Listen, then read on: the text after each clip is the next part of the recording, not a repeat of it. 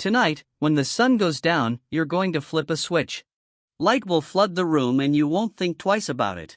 But for 99.9% of human history, that switch didn't exist. When the sun set, the world went dark.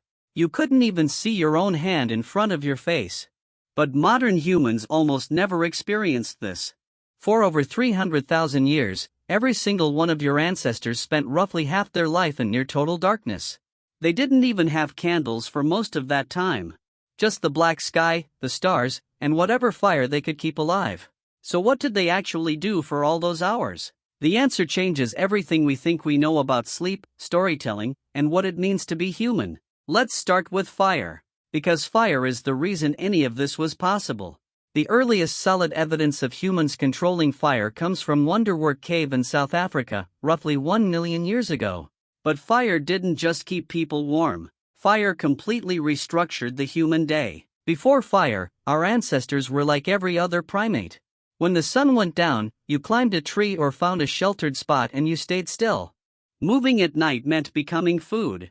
Our eyes are terrible in the dark compared to the predators that hunted us. Leopards, hyenas, wolves, all of them could see just fine. Fire changed that equation overnight. Literally. A campfire creates a circle of safety roughly 30 feet in diameter. Inside that circle, predators won't come. Outside that circle, you die. This is not an exaggeration. Anthropologists studying modern hunter-gatherer groups have documented that people who wander away from the fire at night are significantly more likely to be killed by predators. Even today. But here's what's fascinating. Fire didn't just protect humans at night. It gave them something they'd never had before. Extra hours. Think about this. Before fire, the useful day ended at sunset. That's maybe 12 hours in summer, as few as 8 in winter. Fire suddenly added 4 usable hours to every single day. But over thousands of generations, those extra hours changed our species. In 2014, anthropologist Polly Wiesner published a study in the Proceedings of the National Academy of Sciences. She spent years recording conversations among the Jew/Huansi Bushmen of the Kalahari Desert, one of the last groups on Earth still living something close to the original human lifestyle. She found was striking. During the day, about 80% of conversations were practical. Who's hunting where? Which plants are ready? Plants, logistics, economic negotiations. Daytime talk was work. But at night around the fire, the entire character of conversation changed. At night, 81% of conversations were stories. Tales of people in distant places. Adventures. Myths about the origins of the world. Jokes that made the whole camp laugh. Wiesner argued that fire-like conversation is where human culture was born. The campfire was the original theater, the original classroom, the original church. It's where humans learn to think beyond the immediate present and imagine things that don't exist yet. It's where we became us. But the night wasn't just about stories around the fire. There was something else happening, something that scientists only rediscovered in the last 30 years. You were not designed to sleep the way you sleep right now. In 2001, historian Roger E. Kirch published a paper that changed sleep science. He had spent 16 years digging through historical records, and he found something nobody expected. Over 500 references, spanning centuries, prayer books from the 1400s, court records, diaries, medical texts, letters from ordinary people, even passages in Homer's Odyssey. All of them mentioned the same thing: first sleep and second sleep. Before the industrial age, people did not sleep in one continuous block. They went to bed shortly after sunset, slept for about 4 hours, then woke up. They stayed awake for 1 to 2 hours in the middle of the night. Then they went back to sleep for another 4 hours until dawn. This wasn't insomnia. This was normal. This was how every human on the planet slept for thousands of years. And what did people do during that wakeful period in the middle of the night? Everything. A 16th century French physician recommended that couples conceive children during this window because they would do it better.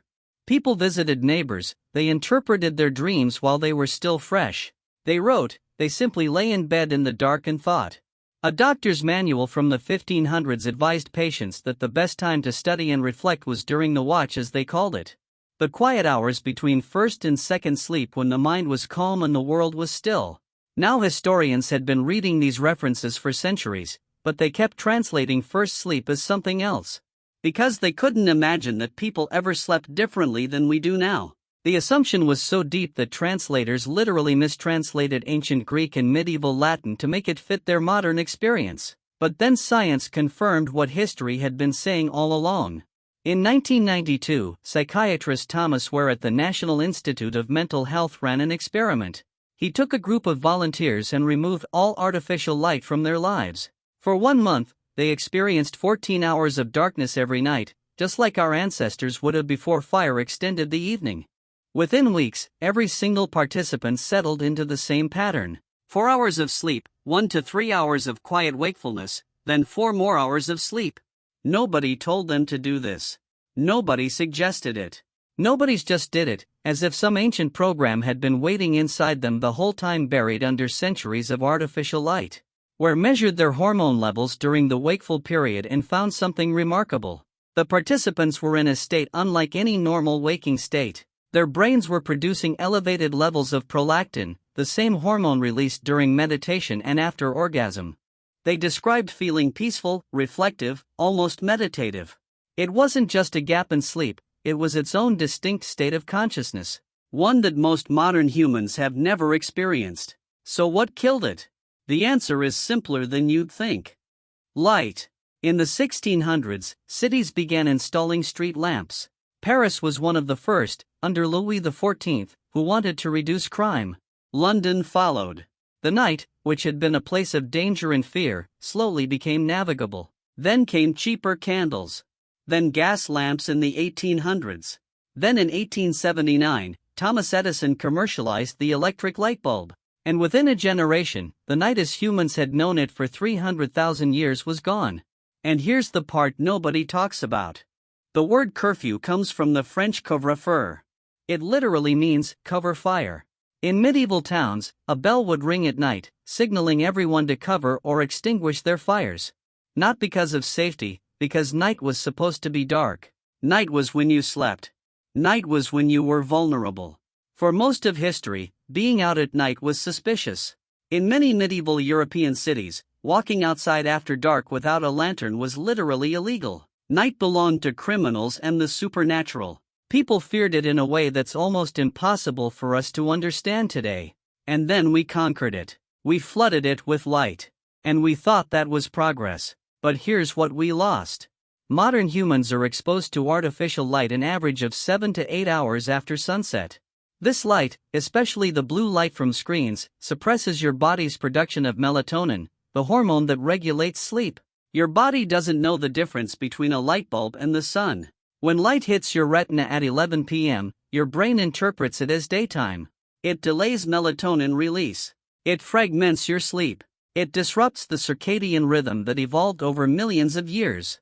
Researchers have found that people who go camping for just 1 week with no artificial light at all have their melatonin cycles reset by nearly 2 hours. Their bodies start producing melatonin at sunset instead of hours after it. That's all it takes for 300,000 years of programming to reassert itself.